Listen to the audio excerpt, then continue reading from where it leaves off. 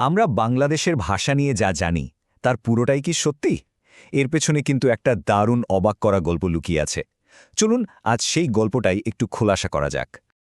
আচ্ছা, একদম শুরু থেকে শুরু করা যাক কেমন? এই যে বাংলাদেশ নামটা, এর মানেটা কি? এর সবচেয়ে সহজ উত্তরটা হলো বাঙালি দেশ। তো নামটা শুনলেই তো মনে হয় যে এই দেশের প্রধান বা হয়তো একমাত্র ভাষাই হচ্ছে বাংলা, তাই না? কিন্তু আসল গল্পটা এর থেকে অনেক বেশি জটিল আর সত্যি বলকে বেশ রোমাঞ্চকর। চলুন এই গল্পের গভীরে একটু ডুব দিই আর দেখি আসল ছবিটা ঠিক কেমন। তাহলে চলুন প্রথমে একটু ইতিহাসে ফিরে যাই। প্রাচীন বাংলার ভাষাগত মানচিত্রটা একবার দেখি।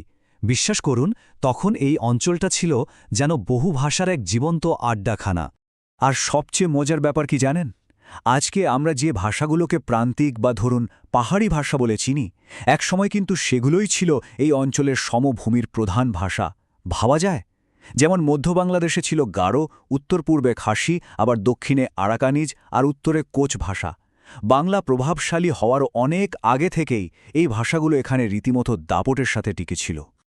এখন প্রশ্ন আসতেই পারে, এত সব ভাষার ভিড়ে তাহলে বাংলা কোথায় ছিল? মজার ব্যাপার হলো, বাংলা ভাষা তখন মানুষের মুখে মুখে প্রচলিত থাকলেও সেটা কিন্তু রাজা বাদশাদের বা ক্ষমতার ভাষা হয়ে ওঠেনি। একবার ভাবুন তো, সেই সময়টায় শাসনকাজ চলত কিসে? তুর্কি, ফার্সি বা হিন্দুস্থানি ভাষায়। আবার ধরুন, ধর্মীয় আচার অনুষ্ঠানের জন্য ব্যবহৃত হতো সংস্কৃত, পালি কিংবা আরবি। এমনকি ব্যবসা বাণিজ্যের জন্যও ছিল আরবি, পর্তুগিজ বা ইংরেজি। মানে এই যে এত এত প্রভাবশালী ভাষার তালিকা, এদের মধ্যে কিন্তু বাংলার নামগন্ধও ছিল না। তাহলে স্বাভাবিকভাবে প্রশ্ন আসে, বাংলা আজকের এই জায়গায় পৌঁছালো কি করে? এর পেছনের গল্পটা কিন্তু একদিনের না, এটা প্রায় 1000 বছরের এক লম্বা আর বেশ ধীর একটা যাত্রা। এই যাত্রার শুরুটা কিন্তু অনেক আগে, সেই খ্রিস্টপূর্বাব্দে, যখন প্রাকৃত ভাষার মানুষজন এখানে আসে।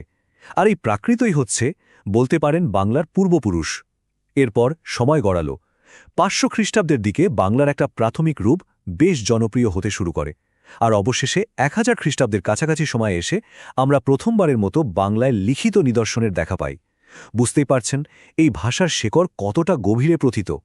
এই সমৃদ্ধি নিয়েই প্রায় 40 বছর আগে একজন অনুবাদক একটা খুব ইন্টারেস্টিং আক্ষেপের কথা বলেছিলেন। তিনি বলেছিলেন যে এত পুরনো এবং সমৃদ্ধ একটা সাহিত্য, অথচ পশ্চিমে এটা নিয়ে প্রায় কেউই কিছু জানে না, ব্যাপারটা বেশ অবাক করার মতো। তার এই কথাটা ভাবলে কিন্তু সত্যি অবাক লাগে, তাই না?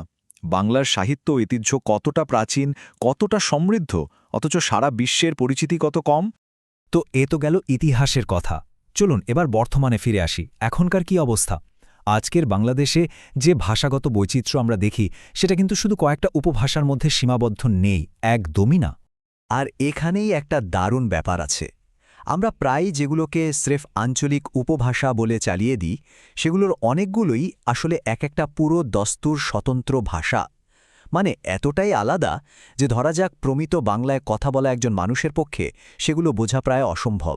শুনলে হয়তো অবাক হতে হবে যে সিলেটি আর চাটগাইয়া, এই দুটো ভাষার প্রত্যেকটিতে কথা বলেন প্রায় 1 কোটিরও বেশি মানুষ। চিন্তা করা যায়? আবার চাকমা ভাষায় কথা বলেন কয়েক লক্ষ মানুষ। এই সংখ্যাগুলোই কিন্তু চোখে আঙুল দিয়ে দেখিয়ে দিচ্ছে যে বাংলাদেশে বাংলা ছাড়াও আরও কত বড় বড় ভাষার কমিউনিটি রয়েছে। চাকমা ভাষার গল্পটা তো আরও ইন্টারেস্টিং। অষ্টাদশ শতকের দিকে এই ভাষাটার বিকাশ হয়। তার আগে কি ছিল? তার আগে চাকমারা কথা বলতো একদমই অন্য একটা ভাষায়, একটা টিবেটো বার্মান ভাষায়। সবচেয়ে মজার ব্যাপার হলো, নতুন এই ভাষাটার গঠন চাটকাইয়া ভাষার কাছাকাছি হলেও এর শব্দভাণ্ডার আর উচ্চারণ কিন্তু একেবারে আলাদা। ভাষাগত বিবর্তনের কি অসাধারণ একটা জীবন্ত উদাহরণ, তাই না? তাহলে পুরো আলোচনা থেকে কি দাঁড়ালো?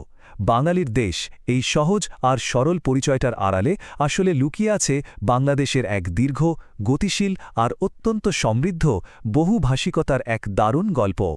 সবশেষে একটা প্রশ্ন কিন্তু মাথায় ঘুরপাক খায়, একটা রাষ্ট্রভাষা আসলে কিসের প্রতিনিধিত্ব করে?